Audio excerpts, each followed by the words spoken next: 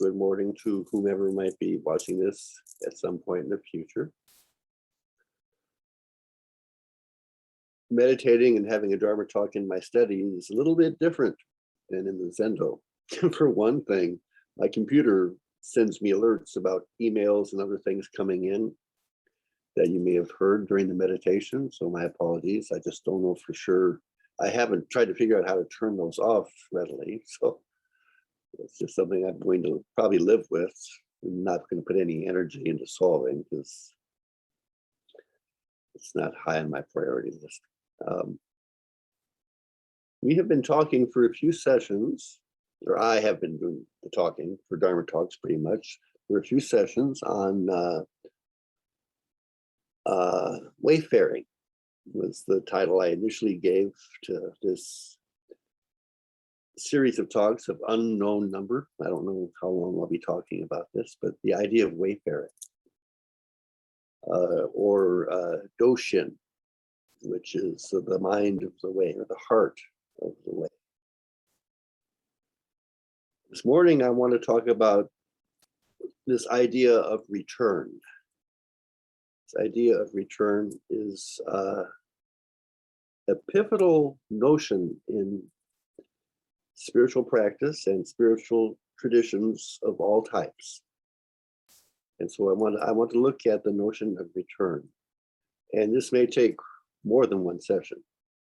I feel that this is, like, pun intended, this is a pivotal point, this turning, this return in spiritual practice. It is the central pivot. It is really, really important. It's the key to wayfaring, I would say. And so I want to spend time with this.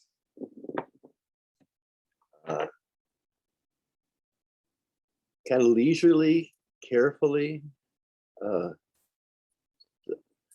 word careful can sometimes make us anxious.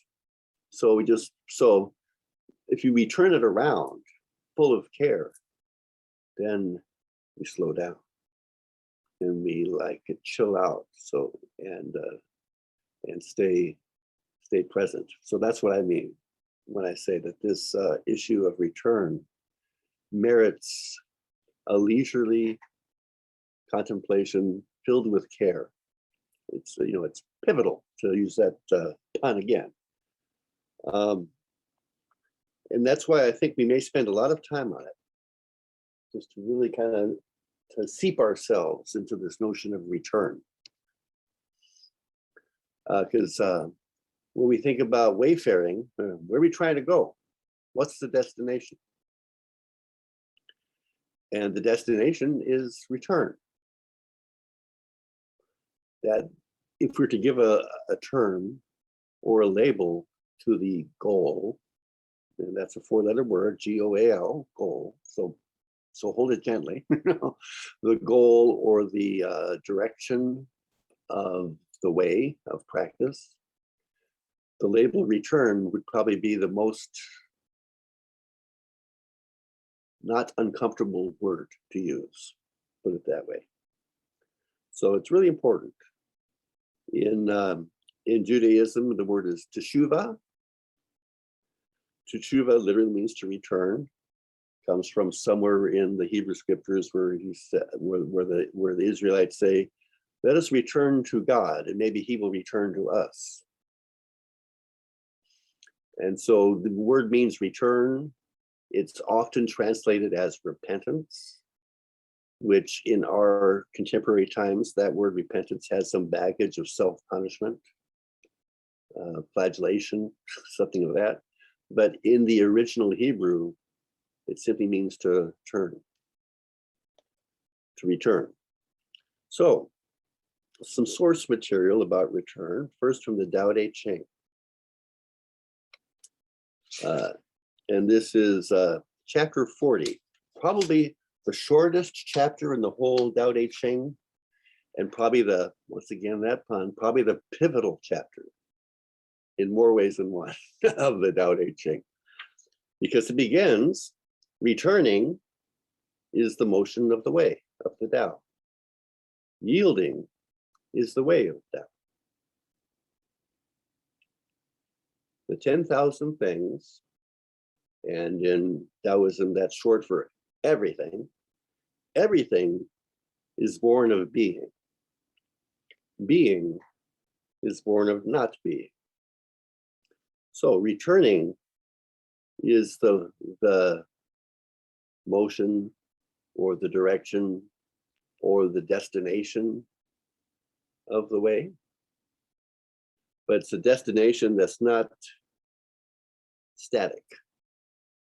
So that's so to think of, so that the word, and I've been reflecting on this past few days, somehow I had, that returning is the motion of the Tao. I wasn't quite comfortable with word motion, because the point is to dwell at the source and not be always looking for the source.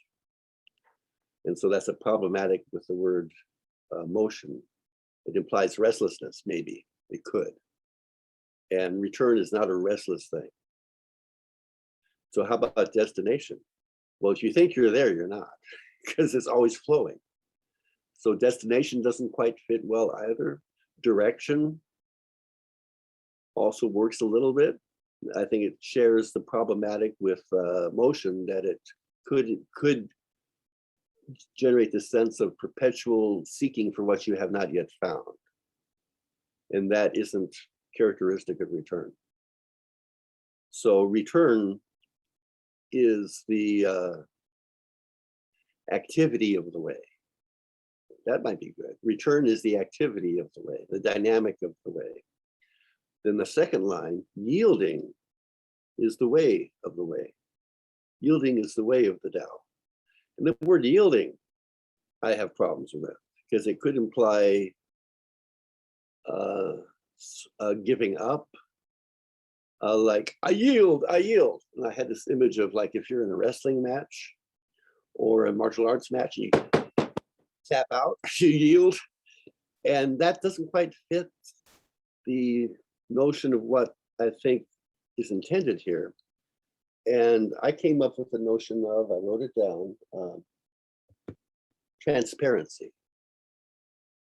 Transparency is the way of the Tao. Like, you're not going to push away anything. You're cultivating the willingness to be with anything that arises. You, in that sense, you yield to what comes up in awareness. You don't try to cover it over or distract yourself from it. You have the presence of heart, which is what the French word courage means. The root of courage is from French, which means heart. So yielding is the way of the Tao, for me, means you have the transparency, you have the presence of heart to actually see what arises from the source. So that's my understanding of the first two lines. Returning is the activity of the Tao. That's the point, to return. The whole point of practice is to return. And so destination kind of fits, direction kind of fits, activity fits, motion fits. It's the point. It's the pivotal point of endeavor in the way. Clearly in the Tao Te Ching, and I would say elsewhere too, which we'll spend time exploring. Second line, yielding, transparency, open-heartedness to what's arising now is the way of Tao. Then the second two lines try to describe for us what we're returning to. An attempt to describe the nature of the source. Ziran, I've used that word quite a bit, and this is an articulation of Ziran. The 10,000 things, everything arises, is arising. Everything is arising now. That's where it arises. That's where the juice is. That's where the life is now, always now. What's it arising? Where is it arising from? From nothing. It arises from nothing and returns to nothing. It arises from nothing and returns from nothing. And so that's a description of returning to the practice is to return to the source of being. What does that mean? It means that everything is arising from nothing and returning to nothing. And the notion of nothing, the notion of shunya, emptiness, is a subtle and complex topic. The main takeaway right now, it doesn't mean nihilistic, it's nihilistic emptiness or nothingness. It's a verbal way of trying to describe the dynamics of how being is arising fresh and new now. To try to clarify that dynamic, another chapter in the Tao Te Ching is the chapter I just read is chapter 40, in case you want to track it. This chapter is chapter 16. It's more praxeological, meaning it spends some time trying to offer helpful tips about how to return. The first one was kind of like more broad philosophical strokes. The motion of the way is to return. The way to return is to be transparent and open-hearted. Okay, very good. Okay, well, how do we go about doing that? So chapter 16 begins, empty yourself of everything. So, just empty yourself of the worldly affairs, the concerns, the to-do lists, the narratives of how you've been done wrong or how you're doing right, whatever's going on, in your, what Ram Dass calls your personal melodrama. We all have our melodramas. That's part of being alive. It's not a bad thing, although sometimes it hurts. It's not inherently bad. It's just part of human functioning. But whatever it is, to practice the return, empty yourself of it. Let the mind become still. If the mind is still, then one can perceive the source. And that's my interjection line. If the mind is still, one can dwell at the source, perceive the source. Then he goes on once again to describe the nature of the source. The 10,000 things rise and fall while the self watches their return. They grow and flourish and then return to the source. Returning to the source is stillness, which is the way of nature. That goes on, but I'm not going to read the whole section, just that section. So in the Tao Te Ching, there's a description of, the instruction is that the way of the Tao, the way of the wayfarer, is to return. That's the dynamic, that's the intention, that's the aspiration, is to return to the source of being. And the Tao Te Ching gives a description of the source of being, that everything is arising and passing away on the moment. Impermanence, and this is true of Buddhism too, impermanence is not the fact that we're born and eventually die. It's that everything is being born and dying on each moment. The entire universe arises into awareness and comes out of awareness, and then a new universe arises into awareness and drops out of awareness. The whole universe is coming into being and passing out of being on each moment. Everything is coming into being right now, passing out of being right now on each moment. Except for us, because sometimes we camp out in some sort of ideational realm, some sort of thought realm, and we're not at the source. We're not seeing how our life is being given to us fresh and new on each moment. And so this is kind of like, so that's kind of like the dilemma, the predicament, is that we have the capacity, often unintended, of separating ourselves from the source. And hence the spiritual practice tends to emphasize, in many ways, return to the source. You know, in Judaism and Christianity, in Buddhism, in Taoism, as we've just talked about, the theme of return is a pivotal one. Dogen famously said that when you examine myriad things, when you examine reality with a confused body and mind, when you relate to your experience with a confused body and mind, you might suppose that your heart and your nature is permanent. You know, you reify things, you grab onto things, you make a story about things, you give labels to things, and it gives the illusion of permanence. But when you practice intimately and return to where you are, there's that return to this moment in its actuality, it will become clear that nothing at all has unchanging self. When you practice, when you examine myriad things with a confused body and mind, you might mistakenly think that things are permanent, things are substantial, things are here and they stay here. But when you practice closely, intimately, and return to the source, return to where you actually are, outside of your imagination, transcendent of your imagination, it will become clearer that nothing at all has unchanging self, that the entire universe is arising and passing on each moment. The dynamics of things, the real living juice of things, the uncanniness of being alive is at the source. There's a full moon today. You ever look at the full moon? If you really looked at the full moon, it would break your heart. And that's a good thing.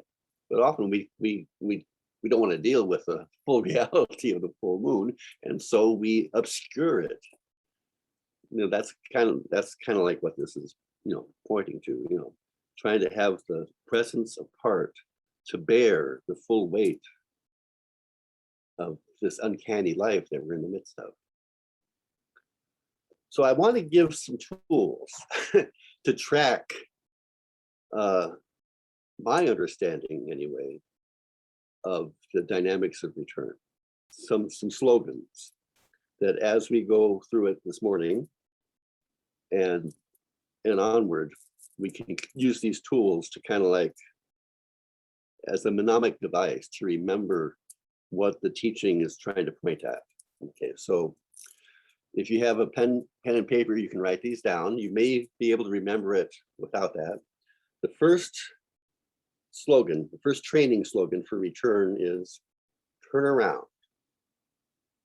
Once again, teshuva does not mean repentance.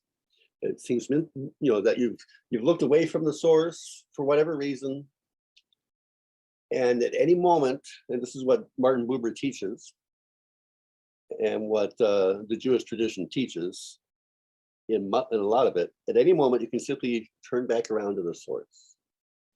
That's what teshuva means. That's what the word repentance, with all of its current baggage, initially meant.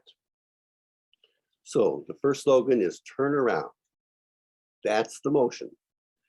It's radically simple, not so easy, but it's not a complex method.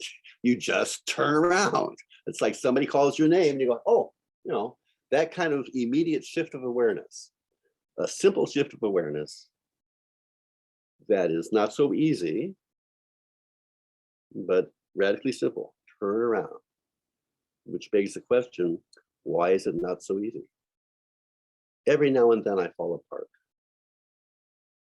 Are you catching on? Turn around. Every now and then I fall apart. So this really fits. That's the dynamic. The reason we're estranged from the source is every now and then we fall apart. We get some opacity in our hearts. We get triggered. Emotional states come up and they're sticky, and we're caught in them. We're caught in this realm separate from the spontaneous arising and passing away of the source. So that's one part of it, is recognizing that every now and then we fall apart. And when we fall apart, we experience a total eclipse of the heart. That transparency, that open-heartedness to see the arising and passing of things in the source we're estranged from it. So that, forgive the corniness of it, but I think it's very effective to keep those three slogans as a way of tracking the dynamic of the return and how to accomplish it. I think now I've got a number of things to cover, and I know it's not going to be all covered this morning, but maybe by way of illustrating this, I'm going to share your story from a certain Maggid. Now, the word Maggid in Hebrew means teacher. And there was a Maggid in like the 17th century, 18th century, called the Maggid of Mezrich, a rabbi at that time. But there's a very famous Maggid. In fact, he's the one that usually when you say the Maggid, you think of the Maggid of Mezrich. Well, there was another Maggid, another Hebrew teacher, called the Maggid of Nazareth. Most people don't recognize him by that name, but that's who he was, the Maggid of Nazareth. And he taught, he gave a teaching on return called the Prodigal Son. So I know many of you who might be listening to this already know that story, but let's review it. So this guy decides he's had enough of living at home. He wants to go see the world. And he says to his dad, okay, give me my inheritance now. I don't want you to be dead. I'd rather you be dead right now. But since that's not happening, go ahead and give me my inheritance. Some commentators actually stated that way, that what the son is asking is equivalent to saying, I wish you were dead, but you're not dead. So just give it to me now so I can get away from here. So, a pretty rebellious and bitter guy that has some sort of greedy ambition to live his own life. So he goes out, and every now and then he falls apart. He loses all the money. He's sleeping in the gutter. And things get so bad that he says, hey, I'm going to die. Maybe if I go back to my dad, he'll take pity on me. I no longer deserve to be his son. That's obvious, but maybe he'll let me eat with the pigs. Maybe he'll have that much compassion for me that he'll keep me from starving to death by letting me hang out with the pigs, And so he starts heading back to his village, to his father's house.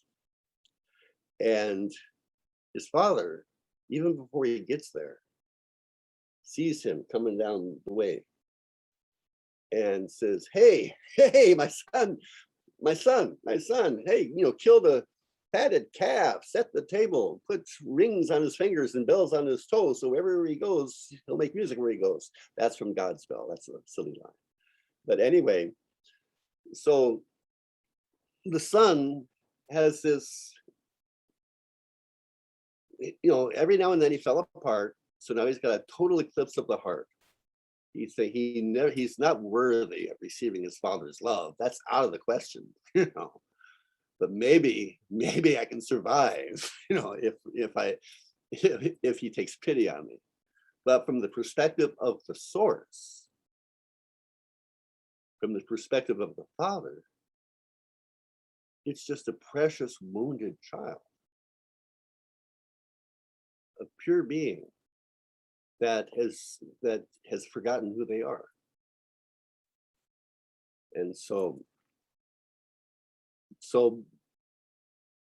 when the son gets home, he can turn around and receive the fullness of his father's love.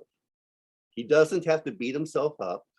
He doesn't have to beg forgiveness for what he said to his dad or what he's done with the inheritance. He just needs to look to his father, and the father's eyes beam at him with love, without any of that nonsense of, a misunderstood notion of return. Repentance is not part of the picture in the Maggid of Nazareth's teaching. It's, at any time you can come back to the source, a simple turning. So in the Christian tradition, which you've probably caught on, this comes from the Christian tradition, that's the preeminent example of return. Beautiful. If I think it's properly understood, or at least if it's understood the way I choose to understand it, it's a beautiful, perfect illustration of the dynamics of return. Every now and then we fall apart. We get caught in our own ideation, in our own feelings of unworthiness, of shame, of guilt. And we believe that stuff is real. And so so we have a total eclipse of the heart. Our heart is covered. And we're not, and if our heart is covered, we can't receive the fresh, juicy life that's always arising from the source. Okay, so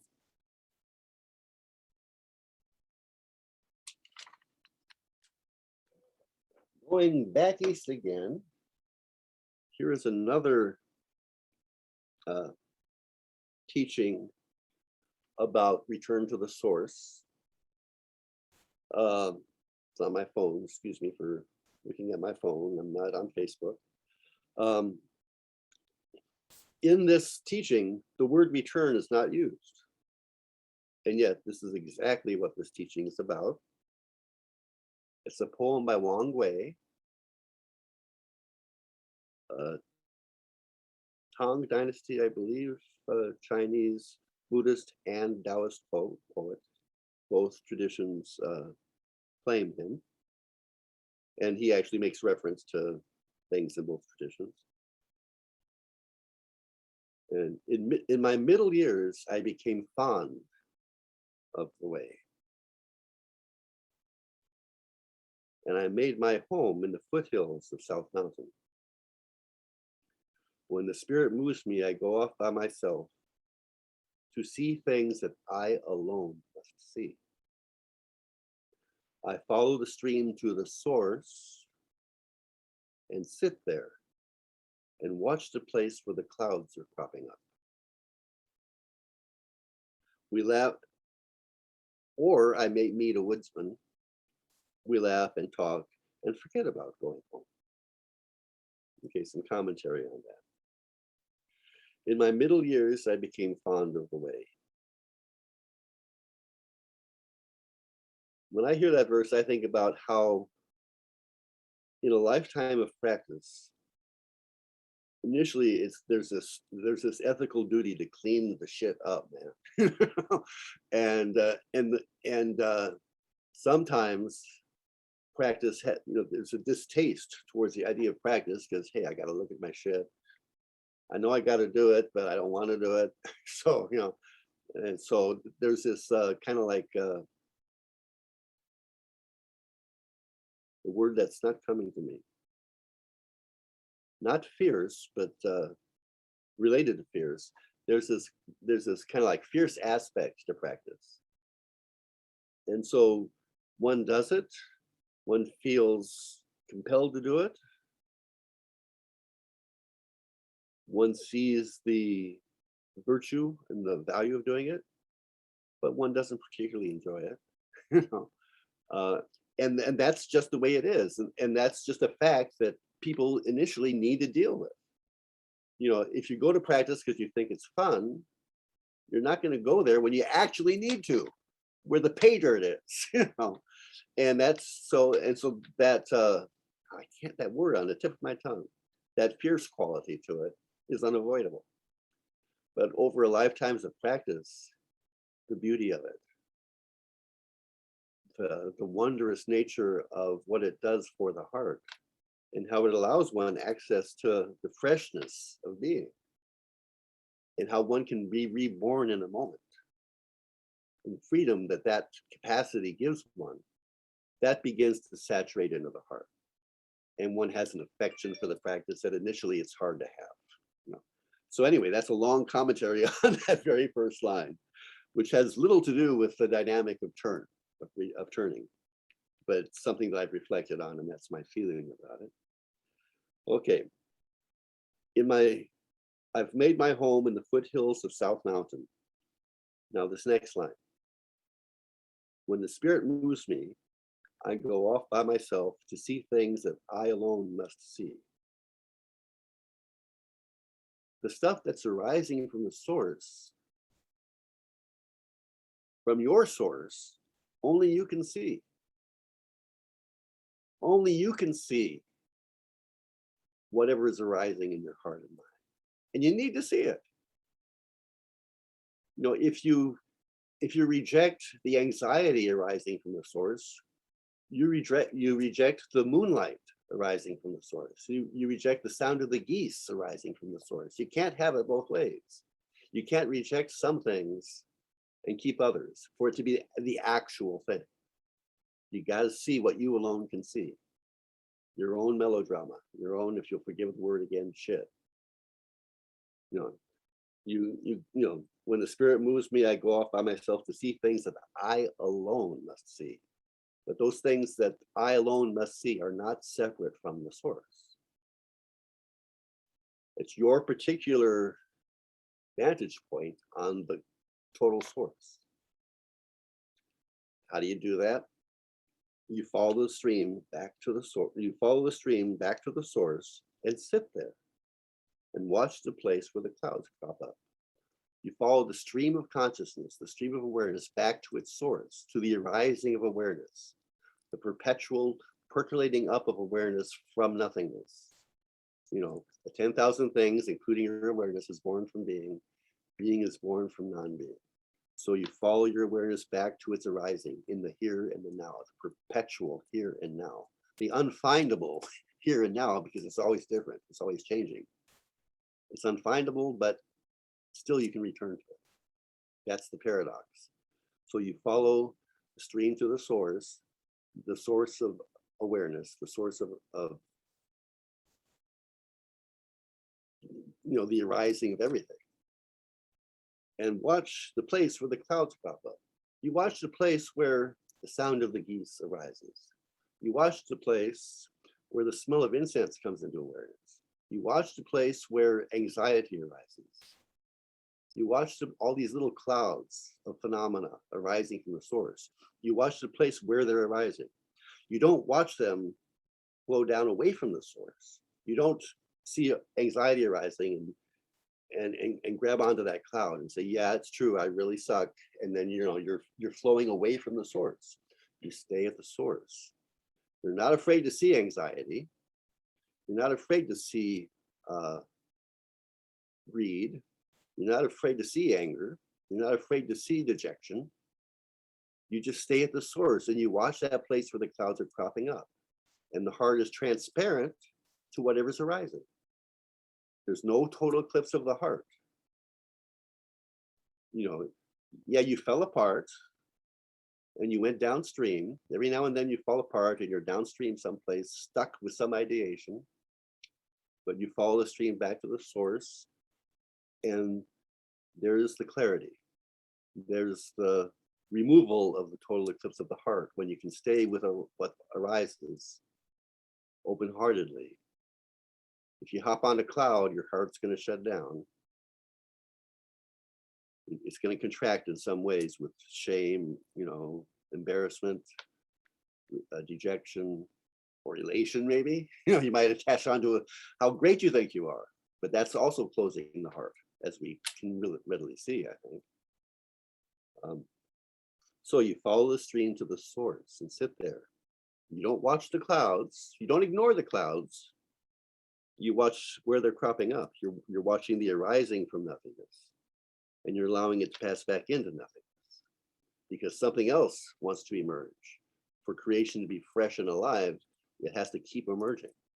And if you hop on a cloud, you're no longer with the arising of actual being. You're in delusion because you're estranged from the source. You've got a total eclipse of the heart.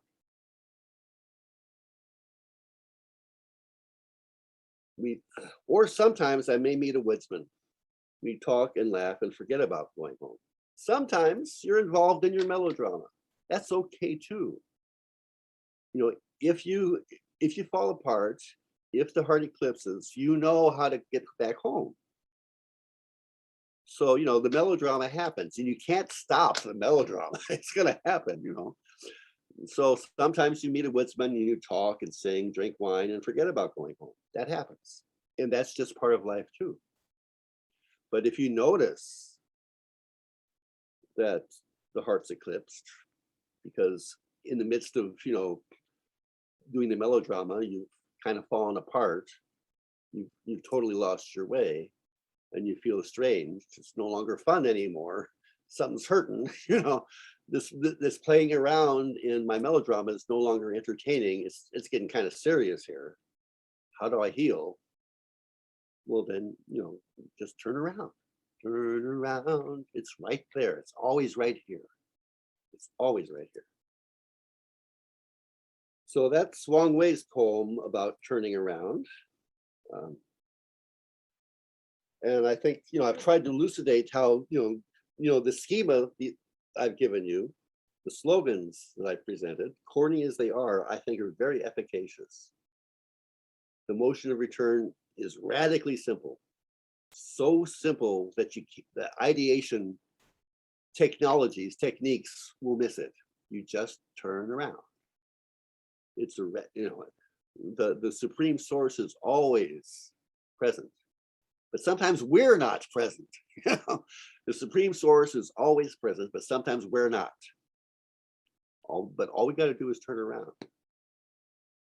What estranges us from the source? Yeah, well, every now and then we fall apart. Every now and then we get triggered, we get disoriented, we get dismayed, we feel some despair, some dejection, we have some self-recrimination maybe going on in the head. We fall off the path. We get estranged from the source because of the slings and arrows of events have caught us. And as human beings, that's gonna happen. That's just gonna happen. But that's okay. When we recognize that we're estranged from the fullness of life, that we're not receiving the juice of life, the Father's unconditional love, to go back to the Magnet of Nazareth's tale, when we can feel like we're estranged from the source, we know we've had a total eclipse of the heart. We kind of like have the courage and the faith to acknowledge that, and then we can just make the turn. We don't have to fix anything. The prodigal son didn't have to make restitution for his behavior. That's the power. That's why the theme of return is so pivotal in spiritual traditions. Is it's very powerful. We have all these stories about how unworthy we are, or we're not together enough to do the practice. But the practice is always radically simple. The only difficulty is this obscuration, this eclipsing of our actual nature due to trauma, wounds, etc., etc. But the living water is always right where we're at. If you practice intimately, return to where you are, it'll become clear that life is juicy. Life's nature is juicy, nourishing. Vision is nourishing. Hearing nourishes the heart. Taste nourishes the heart. Being able to be aware, being able to have a thought, even an unpleasant thought, nourishes life when it arises from the source, and it's always arising from the source.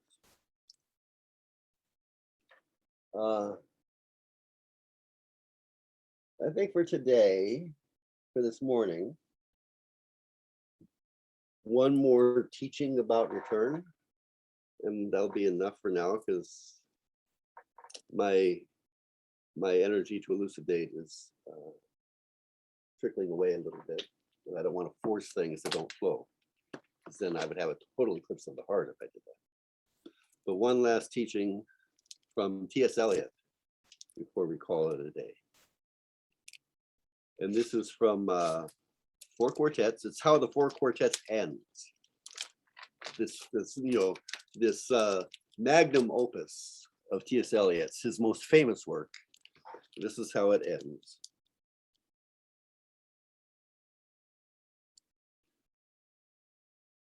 Okay. We shall not cease from exploration. We shall not cease from our melodrama. We shall not cease from exploration. And the end of all our exploring will be to arrive where we started and know the place for the first time. Through the unknown, remembered gate. When the last of earth left to discover is that which was the beginning. At the source of the longest river, the voice of the hidden waterfall, and the children in the apple tree. Not known, because not looked for, but heard, half heard, in the stillness between two waves of the sea. Quick now, here, now, always. A condition of complete simplicity, costing not less than everything. And all shall be well. All manner of things shall be well when the tongues of flame are enfolded into the crowned knot of fire. And the fire and the rose are one. So we shall not cease from exploration. We're looking for something. We're looking, we're wandering, we're trying to figure things out. We get caught in our melodramas, we think we know what's right, we think we know how we've been wronged. And but the end of all our exploring will be to arrive where we started, at Zeron, at the source, and know it for the first time. Because it's always fresh and new. It's always arising and passing. So when we arrive at the place where we started, yeah, we know it's where we started. We know it's the source. We feel that it's the source, and yet it's utterly new. Always, it's home. It's kind of like John Denver. He was born in the summer of his 27th year, coming home to a place he'd never been before. That's what T.S. Eliot is saying. When we come home, we know it's home, but it's brand spanking new at the same time. It's intimate, and we feel a belonging, but it's brand new simultaneously. The end of our exploring will be to arrive where we started and know the place for the first time. So that's the return. To the unknown, remembered gate. So that's deliberately paradoxical. The unknown, remembered gate. And that's the nature of the source. It's unknown because it's always new. There's no file in the memory that corresponds to it. But we remember what it feels like to be alive this way. So it's unknown, but it's remembered at the same time. Oh, this feels familiar. It's brand spanking new. That's what feels familiar. This brand spanking newness. Oh, it's so good to be back. That kind of thing. When the last of earth left to discover is that which was the beginning, which is just reiterating this ever new phenomena. The voice of the hidden waterfall. No, at the source. At the source. I'll say it a third time. At the source of the longest river. At the source of your long, tortuous karma. Your history. At the source of your history of regret and shame and trauma. And and successes too, which can also be a trap, which can also be something which eclipses the heart. At the source of all that long river, the voice of the hidden waterfall, because it's at the source of all of that. At the source of all that is the voice of the hidden source of living water, the hidden waterfall. Timid children in the apple tree. Not known because not looked for. If you're kind of like, there's a saying that, if you look for ordinary mind, you miss it. There's a Zen saying that, if you look for ordinary mind, you miss it. So it's not known because it's not something you can look for. You can't look for the source. That radically simple thing of turning. You can't look for it, you just turn. There's no location other than right here anyway. So you just turn. It's not known because it's not something you can look for, I would comment on. But heard, half heard, in the stillness between two waves of the sea, that in the stillness of the pivot of the arising and passing away of the actual being of things, it's kind of like the freshness. The freshness is how things are popping in now, popping out, popping in, always gurgling up. True being is always gurgling up now into awareness. Following the stream back to the source, the stillness between two waves of the sea.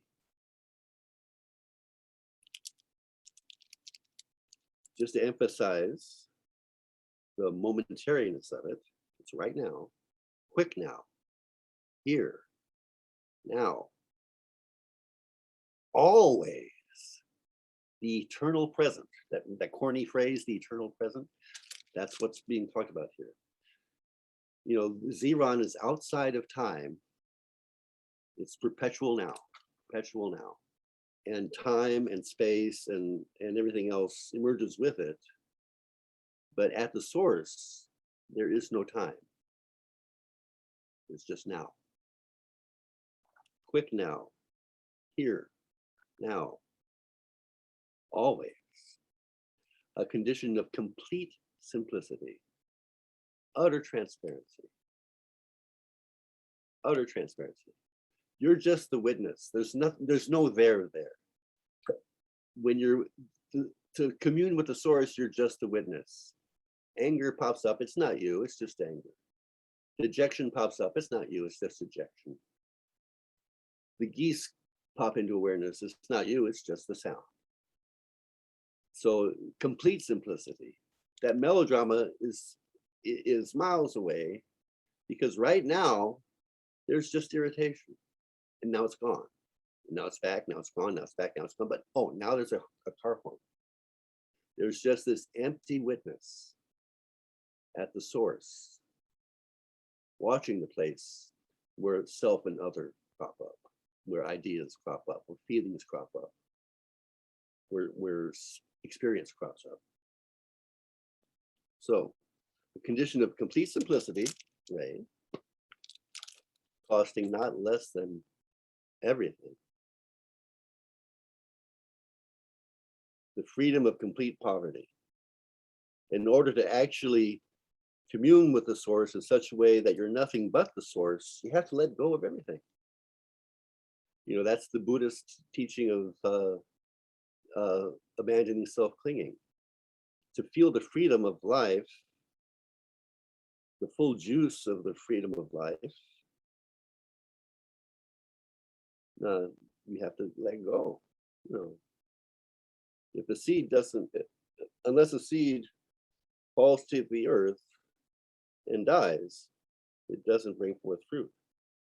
In order for the freshness of the source to manifest in your heart and mind, whoever you think you were has to go away. It won't disappear, but if you grasp it, you're going to eclipse the heart. If you grasp it, you're going to obscure the source. If you allow it to be transparent, then the source will shine through. It doesn't disappear, but if it flows along with everything else, it's not a problem. But if you make it real, this is who I really am, this is what my life really is about, then you're estranged from the source. Your heart's eclipsed. And that usually happens because every now and then you fall apart. So, a condition of complete simplicity, costing not less than everything, and all shall be well, and all manner of things shall be well. Even the anger, even the dejection, even being triggered, it's all well, because there's no there anyway. It's just clouds cropping up from the source, but you're at the source. You're not the cloud, you're the source, baby. So all manner of things well. Even the fierce things are well. When the tongues of flame are enfolded into the crowned knot of fire, I'm not quite sure how to comment on those verses, but the flame is kind of like, I kind of think that maybe he's getting at the way life burns. The life scorches us. Our passions, our attachments, our sufferings, they burn us up. But when the flames are enfolded into the crowned knot of fire, when we collect ourselves and no longer get caught by these things, then the fire and the rose are one. The fire and the rose are one. Everything, all the clouds are arising from the source. So in a sense, when you hear the geese, source and geese are one. There's no source separate from the geese. There's no source behind which the geese is arising. The arising of the geese is the source itself. When irritation arises, irritation is there's no source behind the irritation. Irritation is the arising of the source itself. They're not two. The fire and the rose are one.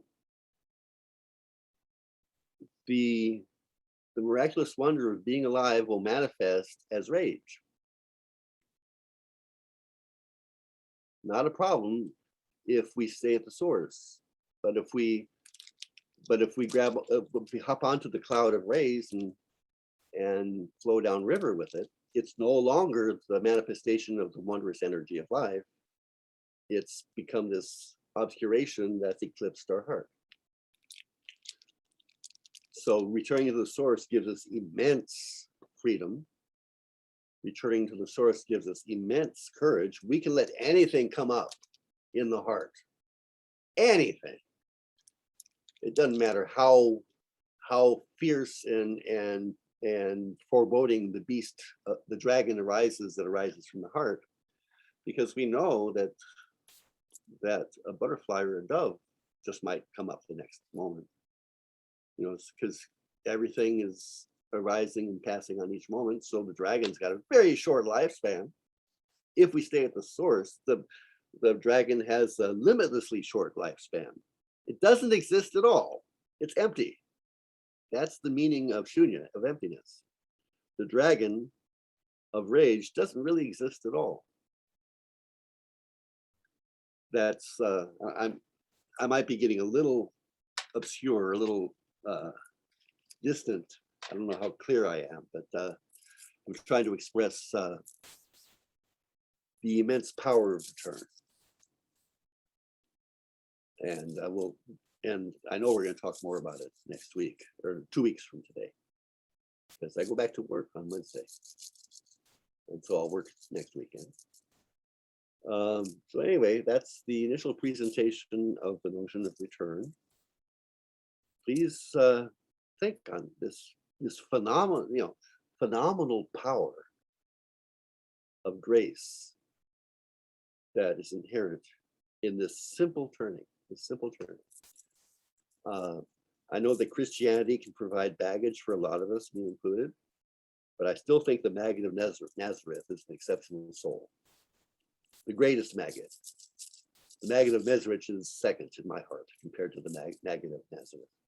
And so, I would recommend, remembering the schema, right? Remembering, turn around.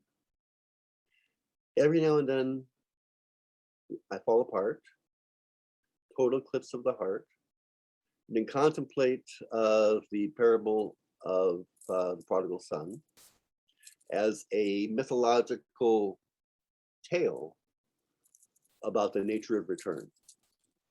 Because, the prodigal son, he fell apart, he fell down, his heart got closed.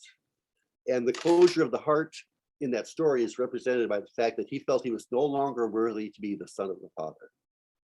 And that's the emblem of the total eclipse of the heart. He wasn't coming back to receive the father's love. He'd given up on that. His heart was eclipsed. But when he did actually turn around, it was revealed to him that the father's love was unconditional. The supreme source is always available. The motion of return is always radically simple, doesn't involve reparations. It's just a simple turning around. What inhibits the turning around is the eclipse of the heart that we think we deserve because of how we've every now and then fallen apart. So for homework, I recommend remembering the schema and meditating on the prodigal son, and also the other teachings that we've gone over this morning. And that's it. I'm trying to think of a nice way to bring it all to a close, but it's not closing yet. I got more I want to say about return. So